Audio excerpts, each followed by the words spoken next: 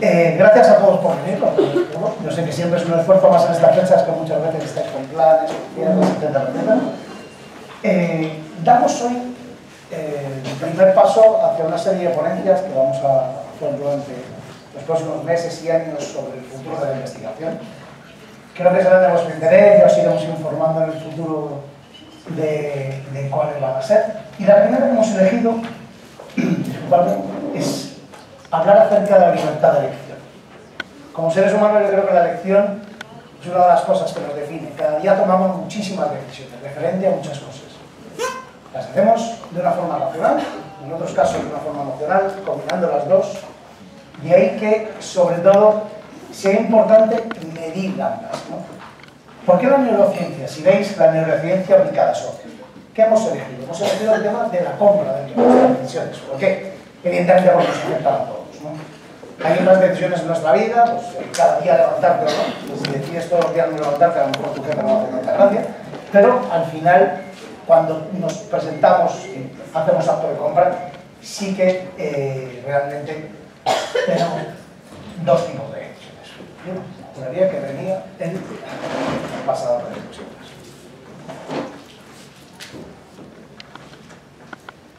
Al final, no todo es racional. Sí que es cierto que compramos, disculpadme que me pasa, compramos con el corazón. Lo que pasa es que muchas veces lo que hace nuestro cerebro es justificar esa decisión. Pero compramos con el corazón. Pero el corazón no son emociones. Son emociones, es decir, es el típico ejemplo de oye, cuando estoy enamorado. ¿Cómo defino esas mariposas que tengo en el estómago? Bueno, pues eso se mide. Se mide desde la temperatura, desde la sudoración, desde las palpitaciones. Todo eso forma parte también del proceso de compra.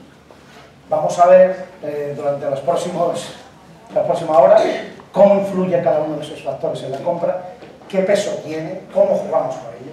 Y vais a ver realmente cosas interesantes y sorprendentes. Hemos elegido para este primer evento o esta primera ponencia a gente de altura, ¿no? Dentro tanto de la compañía como externos. Yo pongo la anchura en este caso. Vamos a hablar de Gill Aitchison, nuestra presidenta de Shopper Retail, va a hablar de tendencias en cuanto a Shopper. Algunas son realidades, otras son realidades en pequeños números que luego van a ser ya masivos. Posteriormente, Estrella Fernández, profesora de ADA y neurocientífica, nos va a hablar de la parte más científica de la neurociencia. La neurociencia no es magia. Igual que los volumétricos no son magia, cuando damos un volumen basado en ciertos datos. La neurociencia es una ciencia. Realmente ella nos va a hablar de esa parte más científica. Posteriormente yo voy a presentar un poco nuestro caso práctico. Hemos hecho un estudio para que veáis cómo esa elección y esa libertad de elección se puede ver fortalecida, o se puede ver algo más cercenada. Y por último, y dando paso a la parte futura, si queremos, Elissa Moses, nuestra presidenta de Neuroscience de IPSOS, nos va a hablar del futuro, ¿vale? ¿Qué va a pasar? ¿Cómo está evolucionando? Y cómo va a ir el asunto de la neurociencia. Y por último vamos a tener una pequeña serie de preguntas y respuestas. La idea es concentrarnos en un poco más de una hora, como os dijimos. No queremos tampoco saturar, somos 4 ponentes, trataremos de dejarnos un tiempo que no resulte hablar y seguramente irán preguntas que se quieran responder, como es lógico, pero trataremos de daros un poco de luz sobre el asunto. Queremos aprender con este vídeo. Fijaros, me gustaría que lo hicierais.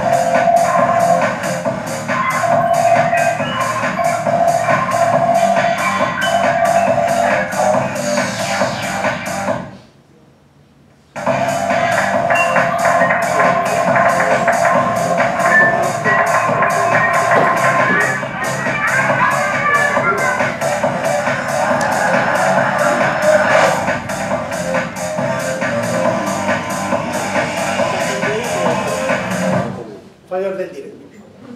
Se ha muerto el proyecto. Disculparnos un momento, ¿podemos arreglarlo en 3, 2, 1? Bueno, la idea, ahora volvéis si queremos, vamos a ver el vídeo. Evidentemente los tiempos han cambiado, es un resumen. Evidentemente antes al hacer un brand lover era muy sencillo, porque básicamente solo había un medio de comunicación, todo lo veían, no había muchas marcas, sin embargo en los tiempos actuales esa decisión se ha complejo. Ya no hablamos tan de tú a los consumidores porque es mucho más complejo, mucho más medios, mucho más marcas, mucho más canales, profundidad de gamas. Es mucho más complicado el obtener ese brand look. La decisión se complica. Y es un poco ahí donde los fabricantes tenéis un reto aún más grande.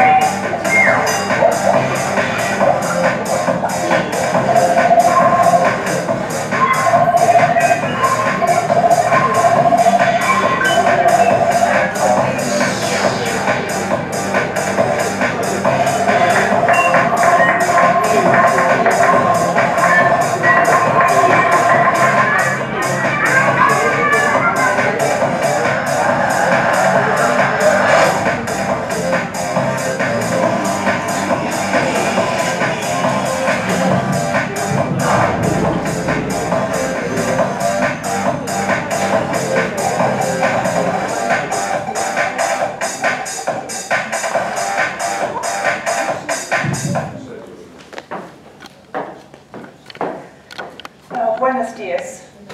You understand something when you see it twice better, don't you? So that's why we showed the video twice. So, haven't times changed from those days when we all used to sit around watching the TV to now, you know, all of this multiple touch points that we're seeing.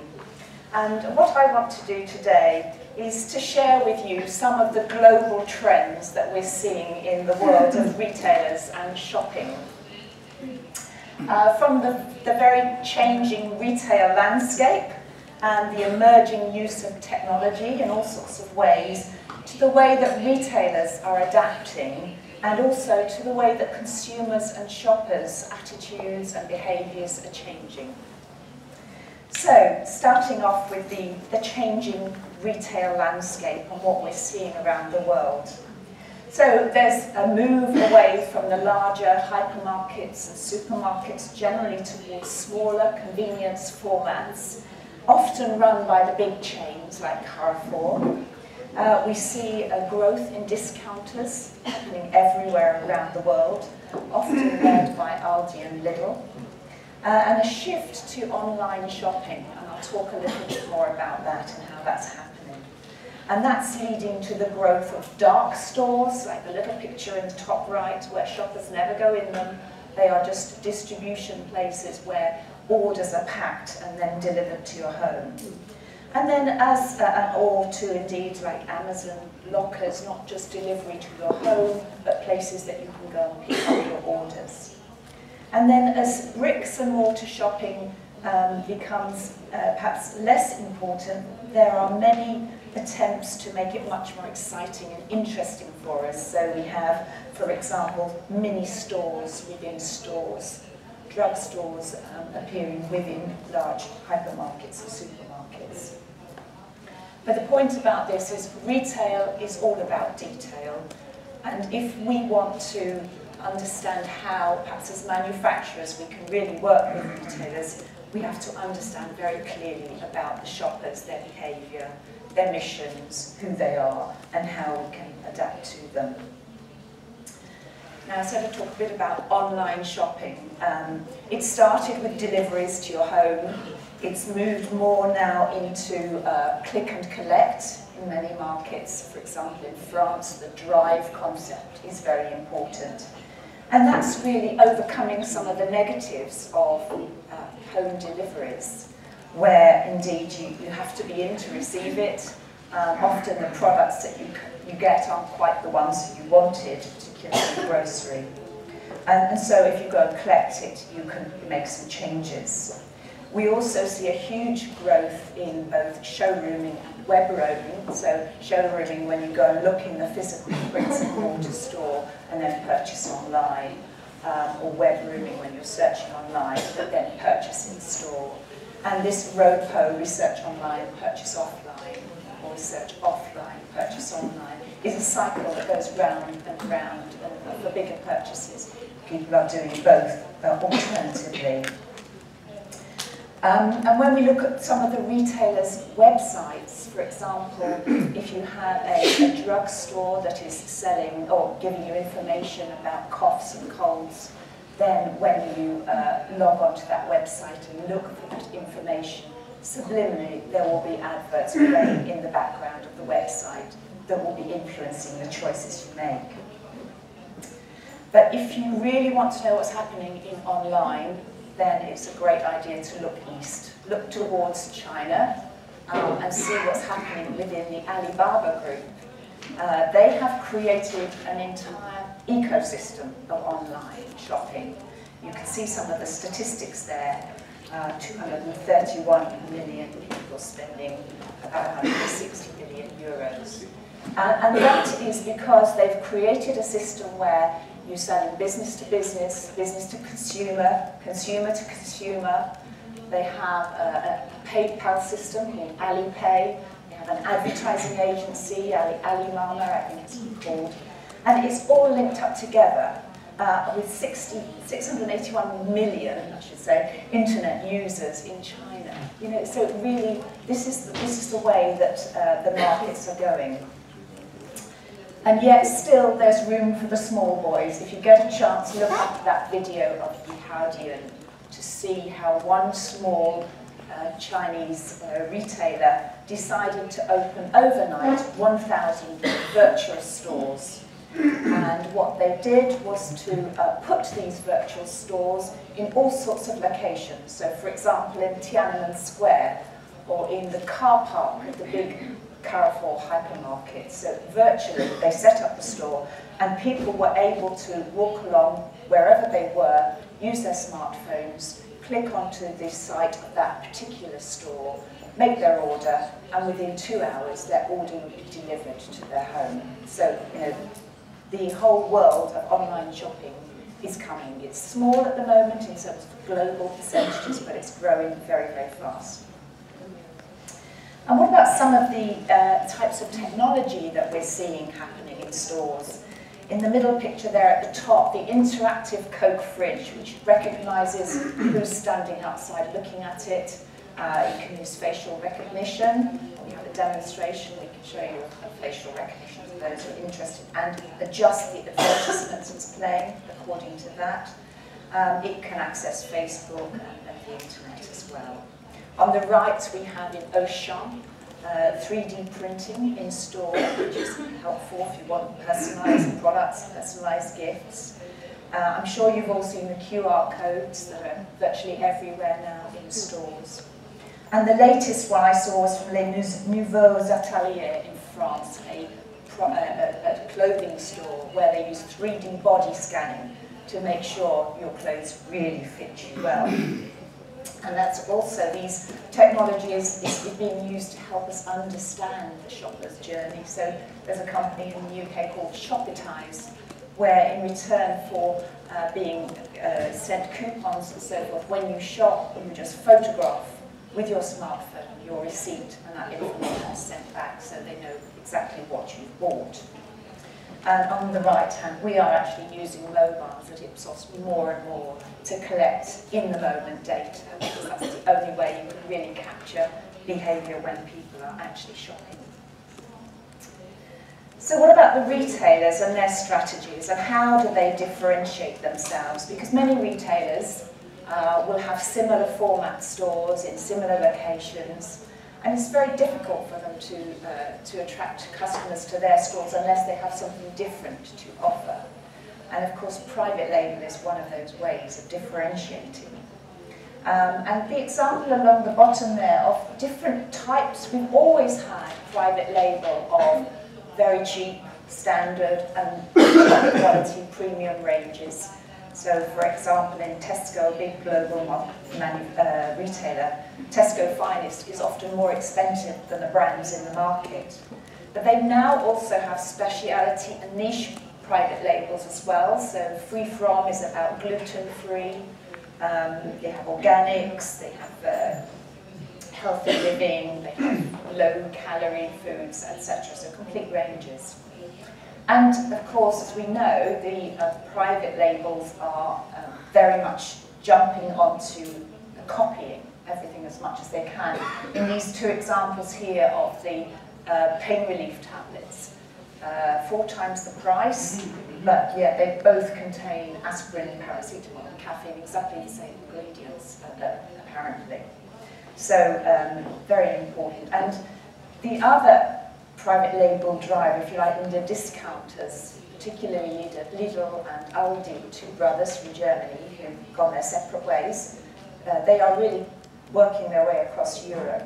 And although they started with a very limited range, they now have much broader ranges, and they are adapting their offer with a lot of fresh foods, adapting the portfolio to the local communities and the local markets. And really storming the markets. And of course, the discounters are not for those who can't afford to buy more expensive goods. They're very much now the mid-market, upper-market people who are buying into discounters. And then, so the retailers have to drive engagement through the experience that you have in their stores or on their websites. And that's about getting the right message for the shoppers, making sure that they have quick messages that they can understand, that you can get information about products, often interactive displays, that the staff are helpful and friendly, and that there's a lot of personalisation, so we can use, for example, iBeacons to send out messages in stores to people's smartphones, or we can have specific things like this HP sauce, which was personalised for Father's Day for specific people. I expect you've seen the Coca-Cola campaign with the individual names on the bottles as well. Anything to be unique to the retailer. And of course, some things like the Apple stores, which are a completely different experience. Okay, so what about the shoppers? talked a bit about the retailers. What about the shopper attitudes and concerns? What are the things that are bugging people nowadays? Affordability has always been an issue, nowhere more so than in the European recession. And so that the brands have adapted with pack sizes, lower prices, etc. But there's also the need to shop smartly, and this is where those who are financially better off, probably have bigger homes, places to store, will stock up on special offers and so forth. And that's really driven the discounted growth as well. And one of the big trends that we see in society today, sorry, I've jumped a slide there, let me go back. Go away. Sorry. One of the biggest areas we're seeing is this issue, and you saw a little bit on the video, about the need for headspace. So all of us are connected 24/7 to our smartphones, our tablets, and we don't get much time to think, which means from a shopping perspective, everything has to be simpler and easier to understand, to make the right choices, to be given the information, and to be given the convenience. Convenience, people are very much prepared to pay more for convenience. You know, why do we spend perhaps 40–50% more in a gas station compared to a supermarket for exactly the same items? And we also see the desire for convenience. In the top picture there, just tucked behind, you can see manicurists in Brazil taking their carts into people's offices to do their nails and so forth, because you're taking the business to where the clients are. So what about people's shoppers' values? You know, value always used to be about what was perceived value for money. But value for money is so much more now. It really is about people. I will pay more in a store where I feel that the staff really understand my needs. Pay more so that I don't have to travel and I can experiment with products and try things out. Or because the products are fresher or healthier or tastier. The importance of corporate social responsibility is coming through to both stores, and obviously manufacturers are taking a lot of notice of this as well. Even the investment bankers now that we speak to will only invest in companies that have a very clear corporate social responsibility message, and not just a message, but can prove that they're actually doing something about it through reducing air miles, through creating better communities, etc. McDonald's, for example, with their transparency and honesty campaign, now really talk about everything that's in those beef burgers and very, very honest about it. And the nutritional concerns that we see, particularly related to obesity, again is being acted upon by the retailers. So, for example, Tesco are taking away confectionery from their checkouts because they know that mothers don't actually want their children to be grabbing confectionery and putting it into their shopping baskets. And then what drives us all in life is sort of whole spiritual growth, internal growth. And the example at the bottom there is a vending machine, a Coca-Cola vending machine in India, which is linked to another vending machine in Pakistan. So two culturally difficult countries that don't really communicate very well. So Coke is bringing that community so they can see, if they're standing at the vending machine, they can wave to people in the other country and talk to them and so forth. And what about the way people shop? Well, I'm sure all of you gentlemen in the audience will shop very, very differently to us ladies. You know, you're much more task-focused, you're going to go into the shop, get what you want, and go out again, particularly in the grocery fields. And we certainly see that younger people, like the millennials, are shopping very differently. They're much more price-focused, they're using coupons more. But we also see big differences in the way that countries shop, the types of shoppers in them. So the further east you go, in Eastern Europe, you get more brand lovers. The more you go to places like the US and Germany, and so you get more bargain hunters. Some countries are more price-driven, and there's a little market map there that shows the difference between countries. And of course, also the way we shop categories is very different. We do have some sort of benchmarking data the extent to which you plan to buy a particular category before you go into the store, and the extent you have a brand in mind, and understanding whether you are a planned finder or an unplanned decider makes a huge difference to the way you shop. And I just want to comment a little bit on the pricing, the whole area of pricing. You know, we used to think pricing is all about everyday low prices, trying to get to rock bottom.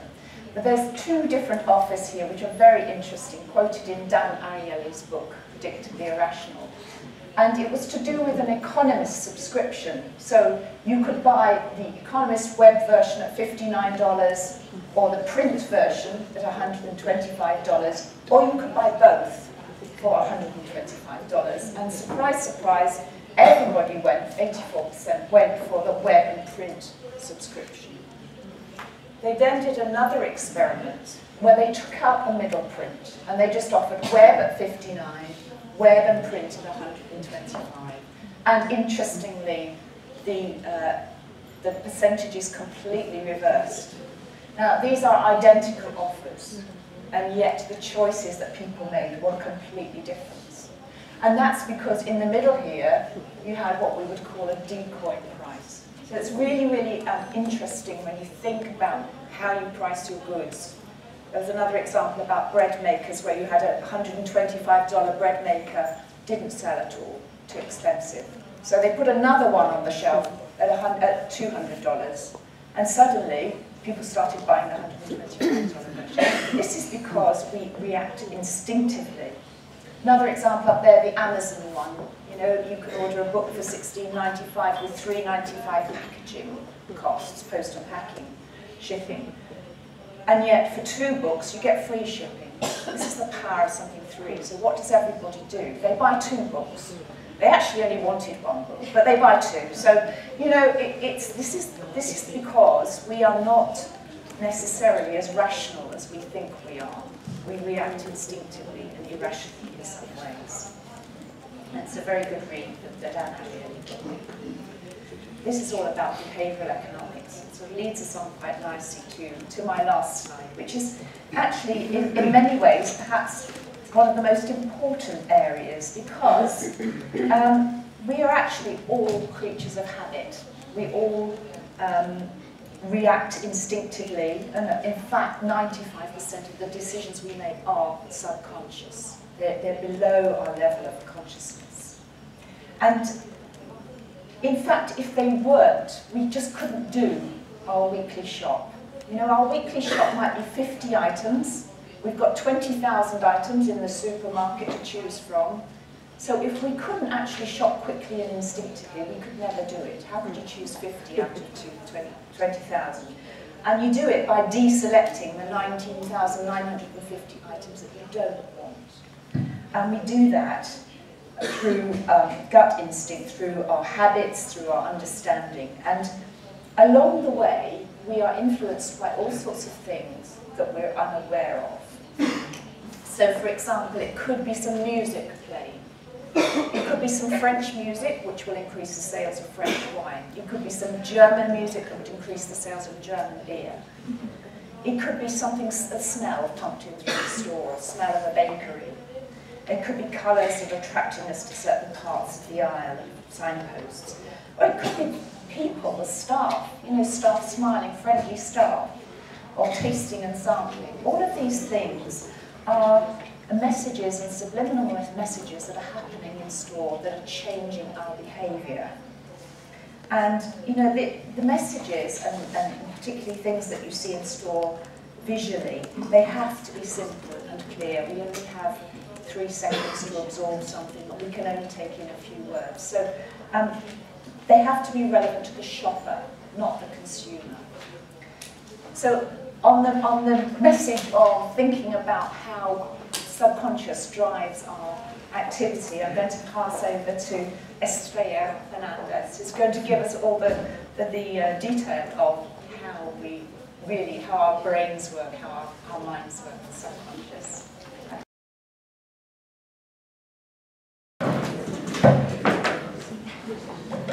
Buenos dias. So I think the reason that we're all in this room together today is because we all share the same quest for the same Holy Grail. And that is really the purchase decision process. And all of the things that have been talked about today with our various speakers are different perspectives on the lens of how are we really going to understand better that purchase decision process. And there has been such a fast evolution in terms of our understanding of the psychology of the brain, how the brain works, as we heard from Professor Strella, that we now have the advantage as researchers and as marketers to take advantage of some of these new tools to get us much closer to that understanding. So my job at Ipsos is to try to make things simple. And I'm wondering, is everything clear? Because so much information from so many different angles, new tools you've probably heard about today, new ways that the brain works. So what I'd like to do is take a little bit of a step back and reflect a little bit about how we put it all together.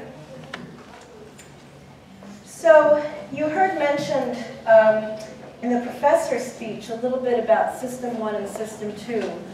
I thought I would give you some perspective on where that comes from.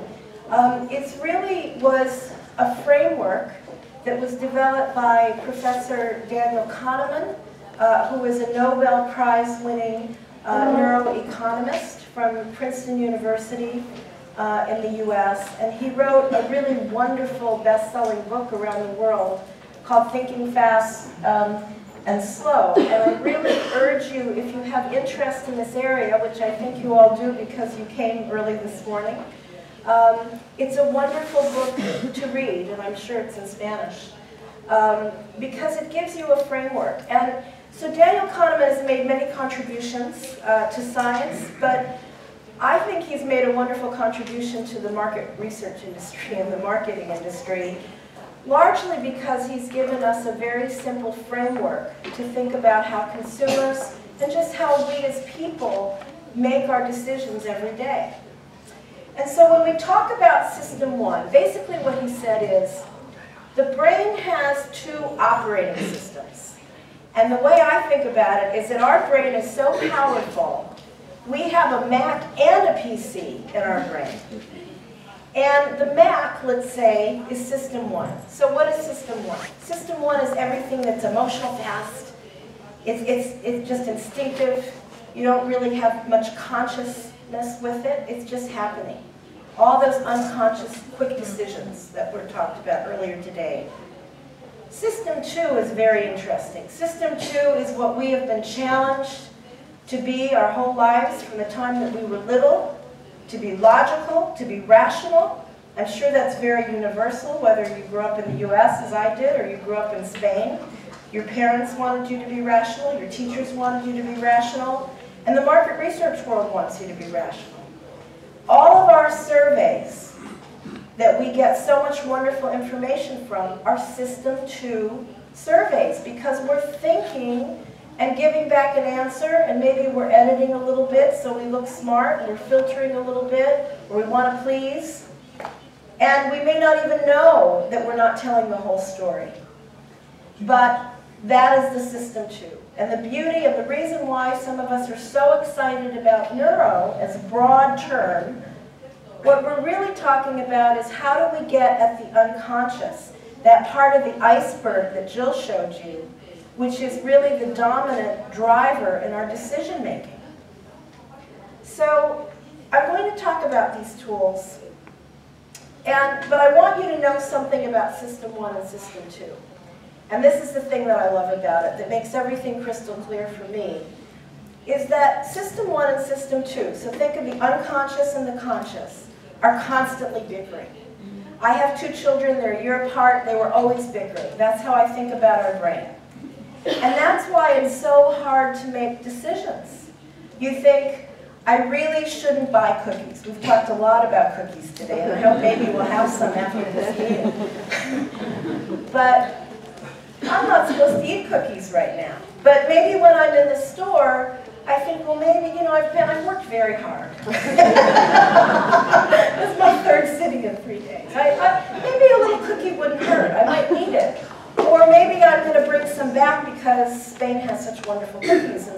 I want my family or my relatives to have some of them. That fight goes on. And I may tell you that I'm going to do one thing, and when I get to this shelf, I don't know what happens, but something is moving my arm. And I will have a very good reason afterwards, because I will post-rationalize what my behavior was. And that's the beauty of System 2. It can tell a story about anything. It will give you good logic, but you don't know why you make these decisions. And it's a good thing that we use our emotions to make decisions. There's a reason that we've evolved to be that way. The emotional system, the unconscious, is so much faster. It protects us. We should trust our instincts. But when we do traditional market research, we don't always get at what those drivers are. So our perspective is that now that the tools are available, why not try to get the whole picture of the consumer and what those drivers are to better understand what's possibly going to happen. So we have a simple model that we've put together in terms of what is the information that we want to get from consumers. We know about System 2. That's what we've all been trained as professionals to think about. There are two factors that are very applicable whether you're dealing with System 1 or System 2. And that is the function of engagement and the function of impact. So what do we mean by engagement? We're bombarded with all kinds of advertising, word of mouth, recommendations, websites. But the point is that if we don't engage, if there's no friction, if there's no combustion that happens with our mind, it's all wallpaper. And therefore, we don't have an opportunity to be impacted. The big breakthrough, however, is our understanding that that engagement can happen at the unconscious level. You may see an ad and not be able to tell 2 hours later what the brand was for or exactly what the ad was for. But unconsciously, as you said, the brain is working all the time. You have a little bit of a more favorable feeling about that brand when you go to the shelf next time. You don't know why. You just know you feel better about it because the brand did its job at the unconscious level. So what's beautiful is that there are two open roads now for us to be impacted. There always have been, but there are two ways for us to really measure what's going on that road. And most of the neuro tools that you will see in the marketplace, and I know people get very confused because you hear about all of these different tools, you know, biometrics and eye tracking and EEG, and there's all these different things out there. Most of them are picking up some point of engagement in terms of the chain reaction that happens starting deep inside your brain, which is harder to measure. You know, you can maybe get at it with an fMRI, but that's a very daunting kind of measurement to want to work with.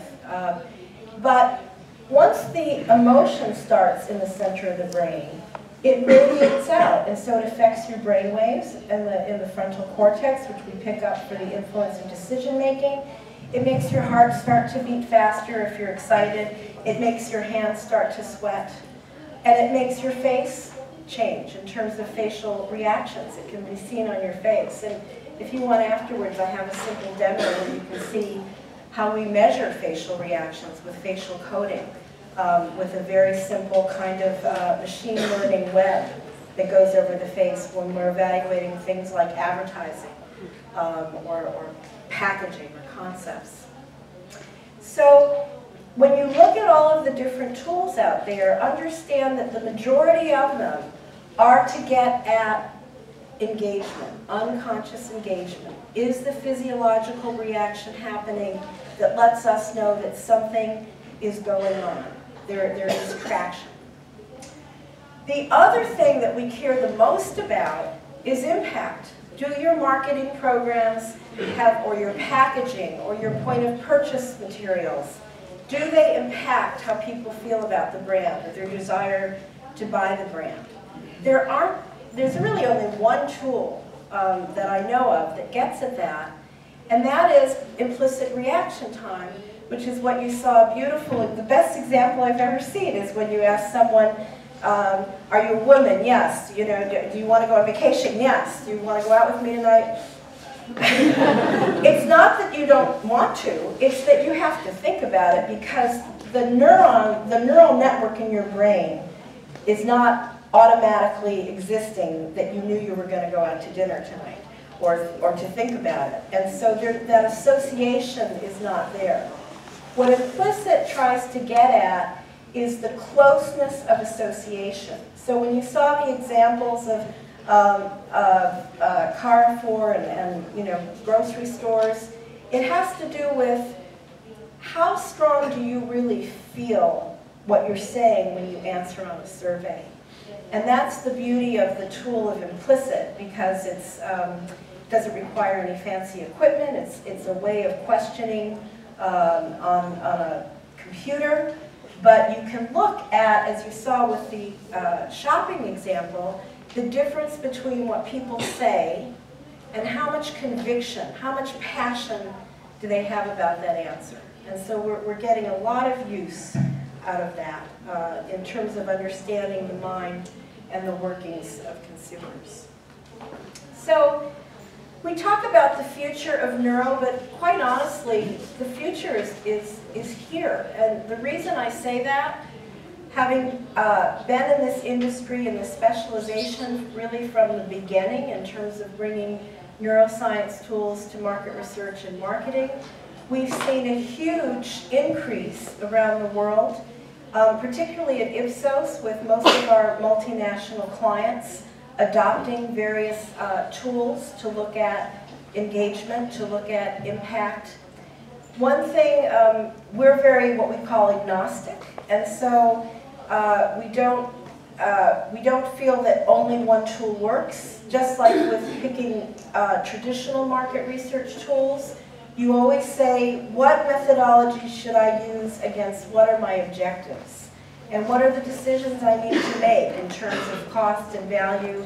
But the good news is that some of these tools today, facial coding, implicit, eye tracking, are becoming so accessible that it's easy to integrate into a study without having to think too hard or go too deep into your pockets. And that's really what's revolutionizing the industry. The fact that we can easily measure these System 1 responses, as well as the important System 2 responses, and put the whole information package together and really understand how decisions are being made. So, you know, I've been asked to maybe mention some things that are looking around the corner, what's coming. The tool of implicit, for instance, the way that you answer questions fast or slow, that's going mobile this year, so we'll probably be able to offer that by the end of 2014 or early 2015. Facial coding, there's work in development right now to be able to actually pick up people's facial expressions from the cameras within stores to get a sense of how are they feeling as they move through the aisles and make various decisions. Technology is becoming faster, cheaper, and so you're going to see much more of these tools at your fingertips, essentially, and not such a hard decision as to whether you should be involved with them. So the future of neuro is really to bring us closer to delighting, predicting, and ultimately influencing the consumer, but not influencing them any differently than we try to influence them now, which is through better understanding, and from that understanding, creating concepts, creating communications programs that are much more geared to their needs and their desires and what they like. Neuro is a tool to understand, and that's really what its great role is in the marketplace. So in terms of our recipe for success, it's to think about, and when we say combining implicit and explicit here, what I really want to say is combine the conscious and the unconscious, because it's available to you now. Overlay the tools, integrate them so that you can look at the consumer mind from all sides and see what the major forces are that are pushing them towards a decision, and really come join and be neuro pioneers with us. Thank you very much.